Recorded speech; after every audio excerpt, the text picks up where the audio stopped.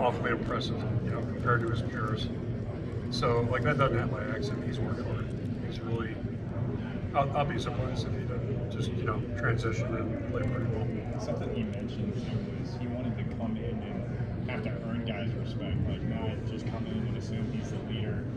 So has it been kind of a gradual taking of leadership? Did it all happen at once? What did that look like? Yeah, I think if you try to force it, you're trying to force it, and that's not the best way. I mean, you just got to be yourself and let the process. It's kind of like a team. You got to let a team grow. And we all want to know what's going to happen this year. We'll find out. But it's part of a process, and I think Mark realized that just come in here and do what you do, knowing that you're hurt, you can't do all the stuff other guys are doing, which adds to that challenge. So I think that's a hurdle he really had to face, and he just did it really admirably.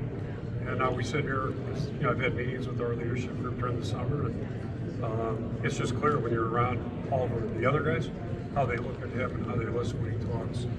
It's not because he told them to, he's guys feel that. Players know.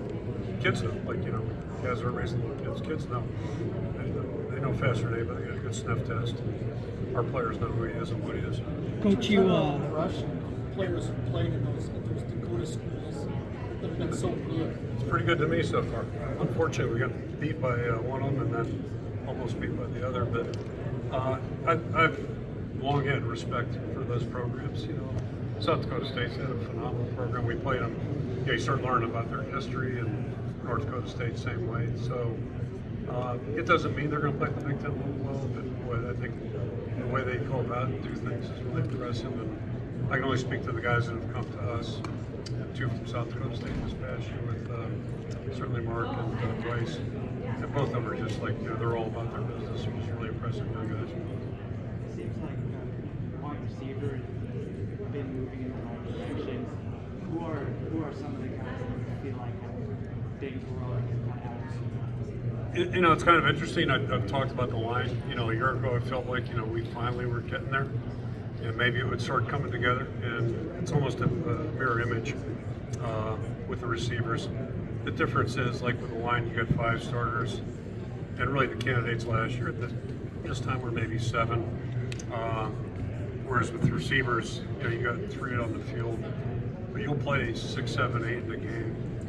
And I think pretty much everybody in the group right now, for the most part, not totally, but for the most part, could end up being, that's one of the positions I was referring to.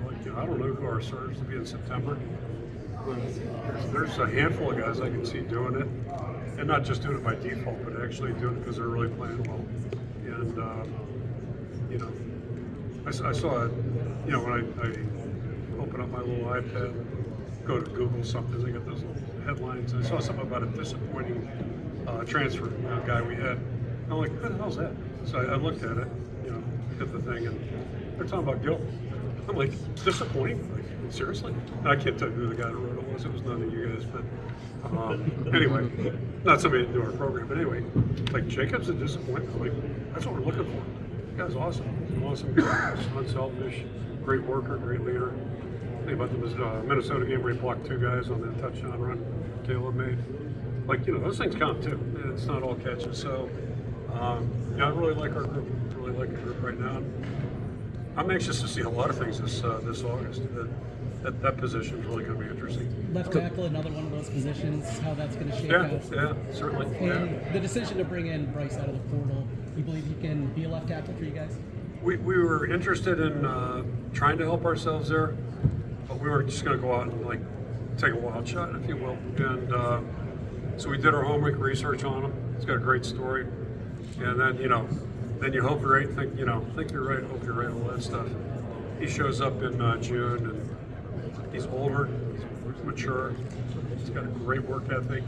He looks like a Big Ten player, and but we haven't seen him in pads blocking guys yet, so we'll find out. But I think he's going to make the group better. I really do, and I think he's another guy. I think the guys we brought in have all transitioned to, and they've come to our team. They've really they're acting like they belong, which is what you hope for. Coach Ferentz, Oregon brings speed, tempo, and explosive offensive firepower into Kenneck. How do you prepare your team to control the game in front of a home crowd where pace is the expectation? Yeah, it's going to be a challenge. I'm not an expert on Oregon football, but the Oregon football I've seen over the last decade, a lot of good athletes, a lot of good players, a lot of guys going to the NFL. So, to your point, like the first thing maybe we could do is control the ball. I'm sure it's going to be part of the game plan, try to keep their guys off the field. Because I know they're fast. I don't know who the quarterback's going to be, but I'm sure he'll be good. Just had a guy drafted pretty high who was pretty good, and I've seen him on film. So, it is what it is. But I mean, we're going to play a lot of good teams in the league, and they're all challenges. And, it'll be a challenge for us. Coach Ferentz? Right back. I was going to say, when are you guys going to do something? Yeah. Yeah. I thought that's one of the best teams I ever saw. I thought they'd have beat Georgia next year if they got it back here. Was that as good a team as you were ever around? That team was so freakishly good. And we coached them down to number 2. They were number 1 team that we coached down to. We lost at Florida State, turned it over like 4 times, and they had a couple. If you watch back in those days, it was just a close line. They didn't have end zone. If you watch a close line, which I've done, of that film, if you could dig it up, it's a slaughter. Like it's Pitt crushed Florida State. They hit us on screen passes. They know what they're doing. They hit us, Bobby Bowles, a wizard. Screen passes, a couple of deep balls over substitute corner, and then we turned it over. South Carolina. That's a good South Carolina. George Rogers, Scott was a tight end. You got Marino, and then Turcano. At that time, was probably a better college quarterback than Danny was. But obviously, he played in the NFL too. So we have both those guys. Turcano was our starting safety. Dan got hurt, so he went on to play quarterback. Flynn comes in as a true freshman, plays safety, played in the NFL. I mean, it was NFLers everywhere. They were right up and down the line. Russ Grimm, Mark May, Jimbo Covert, Bill Neal. I mean, it was ridiculous. I mean, it was unbelievable. And good guys, great guys. Coach, up on the big stage, you're talking about how change is the concept of college football. Last year, I asked you about, you made a comment about Lincoln Riley listening to the defense. Last year, the amount of season wins in the big conference. What did you see different last year in the defense compared to the year before? But, I'm not judging other teams, but, they made a concerted effort to, change things a little bit. Hired a new coordinator, brought Matt Ensign, and it's just you get what you emphasize in football typically. Now, I'm not saying they weren't emphasizing it, but I think now they've got a system that they clearly believe in, and just like we're going through a transition with our offense, I imagine they're doing that. My guess is we'll see them take another positive step this year, which is ultimately going to help them be a better football team. Coach Ferentz? Your son, Kirk's son Brian's coach how he's going to do at Fresno State. How they're going to do, or how he's going to do? What your thoughts are? I'm just happy he's with. I've got the highest of respect for Matt. I think it's a great hire. You may not know this, and you probably don't know this, but Pat Hill was a guy I worked with. I worked with Pat 4 years in the NFL. And Pat's dream was always to go back to Fresno. He worked there with Coach Sweeney. Loved it there. Pat's an LA guy, but loved it there. And I remember when we went back there, I was like, back to California. He goes, well, it's Fresno. And he explained to me just they got a great following. And that's kind of my education at Fresno. Followed his career. They did a great job. And so it's a great program that way. They got a great tradition. And Matt's a great guy. It sounds like they really put a good staff together. Brian really enjoys the people he works with and really enjoys the players. He says they've been great to work with as well. So I'm happy to see him get a really fresh start. And I'm a Fresno fan.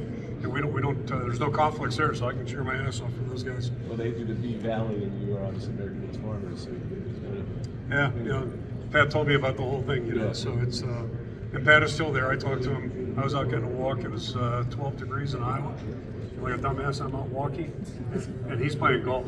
He goes, Kurt, this is unbelievable. He goes, hey, can you wait a second? He puts his phone down, takes a shot. Shit. Then he picks his phone back up. I said, what, a bad shot, Pat?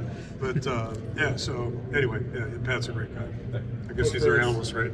Yes, it's Ethan Herk with Hawkeye Media. Your birthday's coming up, obviously, so what are you going to do to celebrate that day? Love it. Right, and be with my closest friends. Gotta love it. Yeah, gotta love it. There better be some ice cream and cake too. Hopefully, somewhere in that day we'll squeeze it in there.